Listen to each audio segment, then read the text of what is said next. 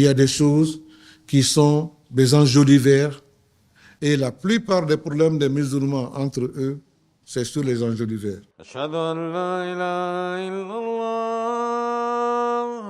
Nos frères qui vont étudier dans les universités islamiques, ça c'est un gros problème. On apprend beaucoup nos textes, le Coran, la Sunna, on prend tout. Très peu de sciences humaines, la sociologie, la psychologie, l'anthropologie et toutes les sciences qui nous permettent de mieux comprendre le texte. On ne l'apprend pas. Les réalités du terrain. Pour que vous connaissiez, la connaissance des peuples nous permet facilement d'interpréter le texte. Quand les gens viennent, ils ont appris le Bukhari, ils ont appris ceci, ils ont appris cela. Mais les réalités, le contexte dans lequel ils doivent appliquer ces textes-là, ils ne les connaissent pas. Et ils se refusent de faire eux-mêmes pour faciliter certaines choses.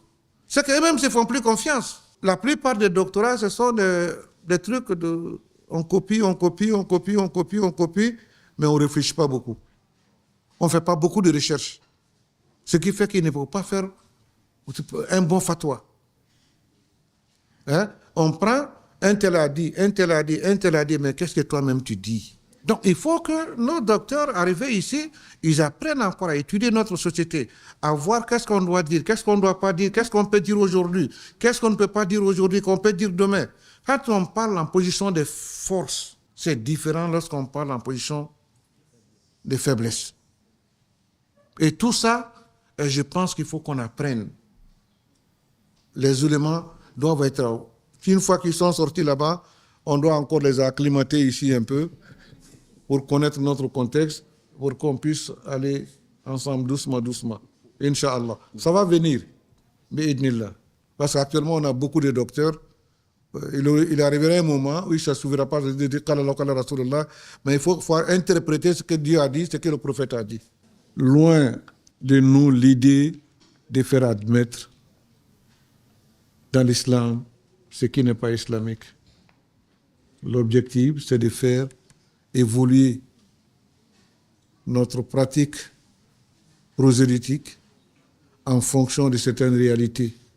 Il y a des choses qui font partie des darouriyat dans l'islam.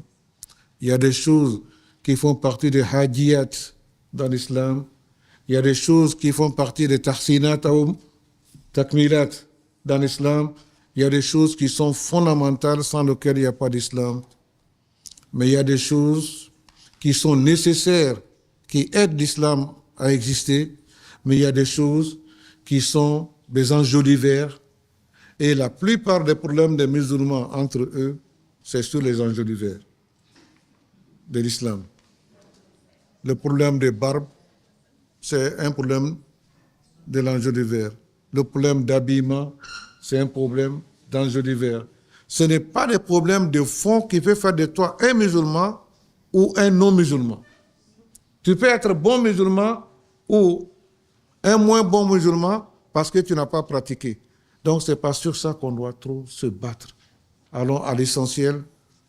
Et quand on sait qu'il y a des choses qu'on ne peut pas pratiquer, soit en Europe, soit ici, soit aux États-Unis, et que l'islam n'a pas rendu ça obligatoire, comme le cas du roi de Ouganda, la circoncision n'est pas une obligation sine qua non dans l'islam.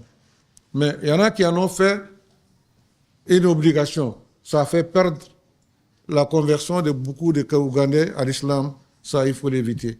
C'est pour qu'on puisse rendre l'islam plus acceptable.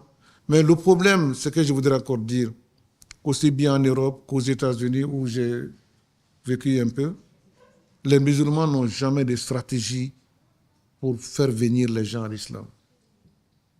Il n'y a pas de stratégie. Et comment est-ce qu'il faut s'adresser à un Français pour qu'ils acceptent l'islam?